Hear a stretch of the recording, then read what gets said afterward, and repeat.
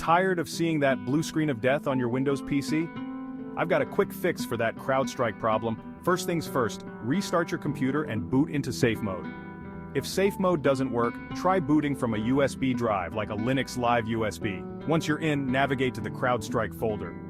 You'll find this at C, a Windows C System 32 Drivers Crowdstrike. Now look for a file named C0000291*, sys. It could have a few variations, but it'll start with C0000291. Delete that file.